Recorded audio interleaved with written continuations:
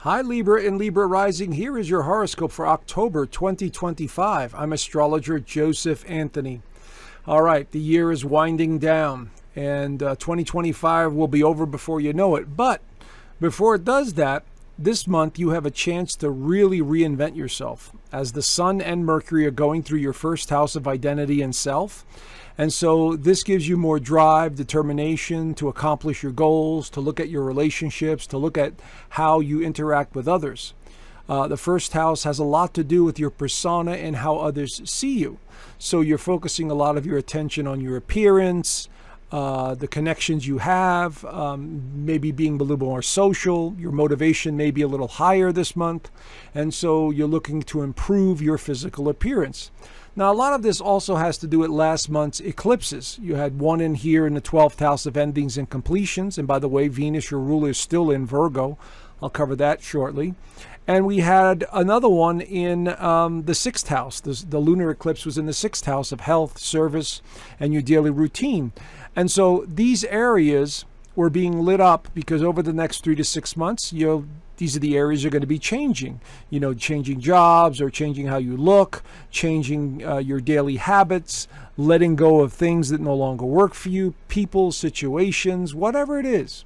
Okay? So if you're a Libra rising or a sun sign Libra, this is a very general, basic overview using sun sign astrology and the Western tropical astrology using the whole house systems, where we zero out the houses and we put the sign on the first house, which is the first house of identity and self, and then we see where the planets are. And this gives us a general overview. It's about 70% accurate, 75% accurate. Your birth chart will absolutely be more accurate, obviously, because of the alignments that it makes in your chart, and of course the birth date you were born on. So again, this is a very basic overview of what is going on. So let's get back to the chart here. So Venus, your ruler, is in Virgo in the 12th house. So you're either laying low, don't feel as motivated, you're analyzing your relationships, things pertaining to money matters, investments. This is all on the table as we begin the month of October, especially since Mars is also in Scorpio. So you're feeling more driven to maybe accomplish more or make more money or focused on investments of some kind. So this is what this is suggesting here with these planets in this part of your chart. Now, when we continue the astrology and the transits, the Mercury enters Scorpio late on the 6th into the 7th. So now we're adding another element of thinking deeper, looking at the bigger picture, investigating. And it's the second house, which has to do with your value systems. It has to do with partnerships, business endeavors, business partners. It has to do with the physical side of life. But Scorpio is the sign of psychology. And so you're thinking deep about maybe how can I make more money?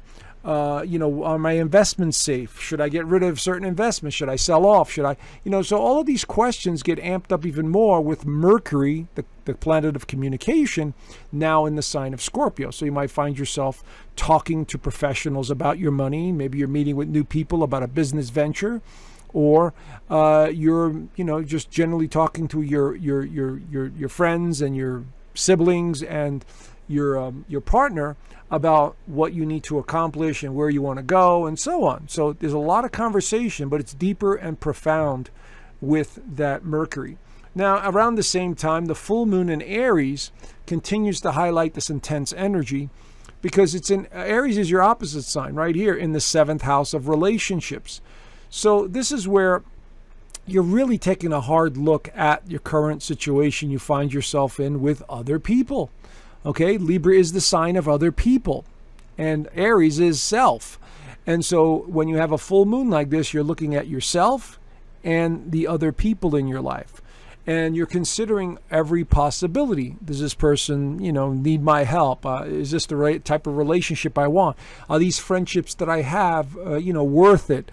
Am I getting any value out of them? And so on. And so a full moon is a realization. You're coming to some sort of realization about a current relationship or, your surroundings, the people in your life. All right.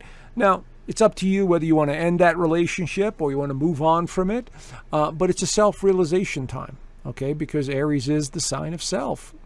And so this is going to bring things to light. Now, Venus, your ruler, enters the home sign of Libra on the 13th and 14th. There she is. So talk about relationships. This is a big deal for a Libra and a Libra rising because your ruler is Venus and it enters your sign. And so now it's in the first house. You become much more appealing to people. You're more magnetic, more alluring as Venus makes its way through your first house in Libra.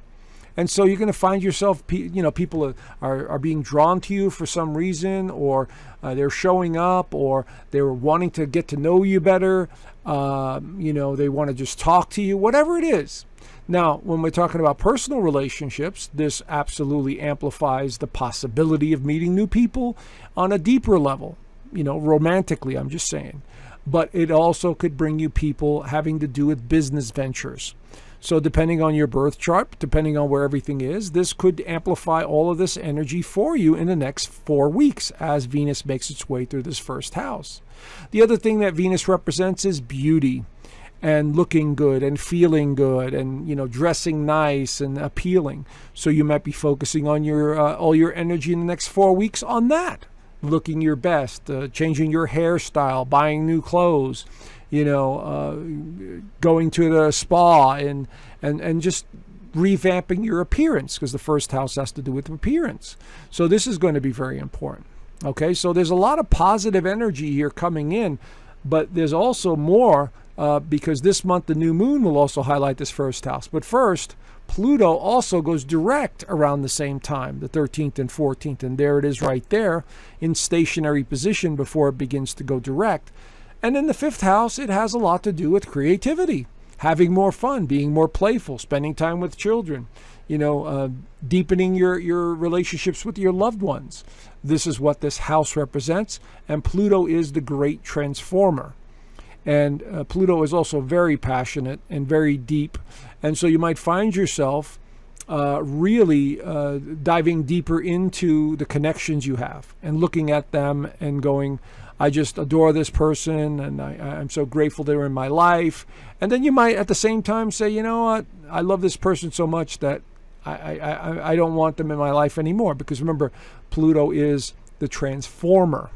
Okay, that's what it represents. But it could be more in a societal setting because it's in Aquarius. Aquarius has more to do with communities, associations, acquaintances, anything to do with another entity, such as a company, a charity. All of that stuff is all under this umbrella of Pluto. But once it moves direct, and it'll be direct for about 4 months or so, 4.5 months, and then you will start seeing this transformation take hold in your personal life.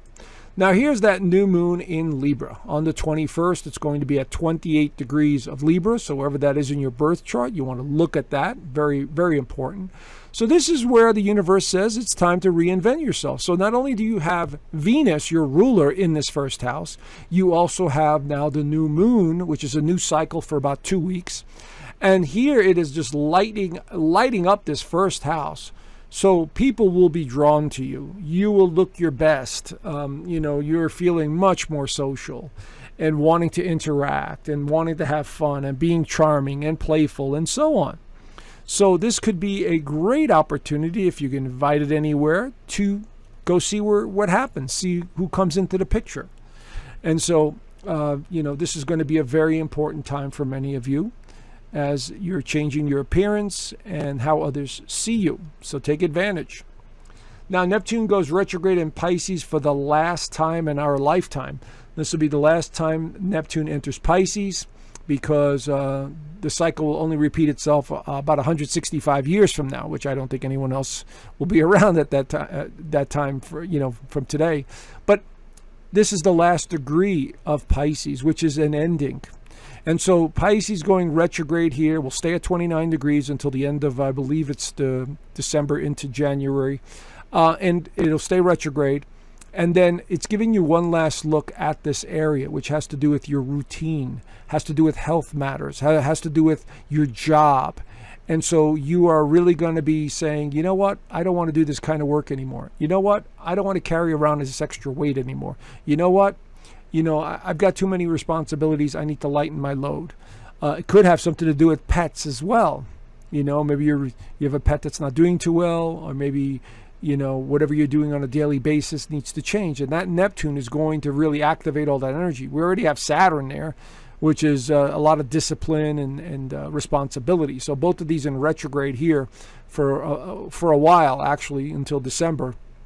It's forcing you to look at this area of your chart and focus your attention on it. Once they leave this part that goes back into the 7th house, it's all about relationships at that point. Now, the sun enters Scorpio on the 22nd and 23rd, and look at all this energy in this 2nd house. So this is all about making money. This is all about drive and determination. This is all about transformation of some kind.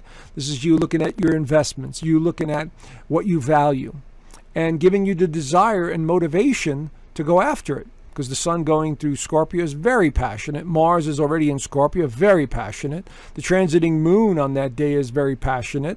And it'll only last for a couple of days, and the moon will go into Sagittarius. But Mercury is also in Scorpio. So there's a lot of intensity here around this time for you to get motivated and move forward in some area of your life. So keep that in mind. And last but not least, we got Mercury entering optimistic Sagittarius on the 29th and 30th right there. So now you're full of ideas. The need to communicate is going through the roof at this point, and you're wanting to share, what's on your mind. And so Mercury in Sagittarius loves to talk. It loves to share ideas. It loves to laugh. And, you're turning this intense energy now into something more playful. And you feel the need to travel, to explore, to reach out, to see new things, and to share it with others around you. So this could be something very positive for the next 3 weeks right after this. Anyway, there's the general overview. If you want to know more, I do an extended version of this horoscope in my Inner Circle community, as you can see here. I also do a weekly astrology overview, which the members really do enjoy because I've been making predictions in there about stuff that's happening. And of course, I teach astrology, and every Sunday we have a Sunday Zoom call where all members get to ask me questions, or they send me a chart ahead of time, and I answer a few questions for them. And we have a lot of fun and a lot of interaction, and we enjoy knowing that we're all kind of a similar mindset, and we're sharing all kinds of new ideas about this great transformation that we're going through. Anyway, consider joining. There's a free 7-day trial, so there's a link down below this video, and I hope to see you in the community. All right, have a great day, a great month actually, and I will see you soon. I will talk to you soon. Bye for now.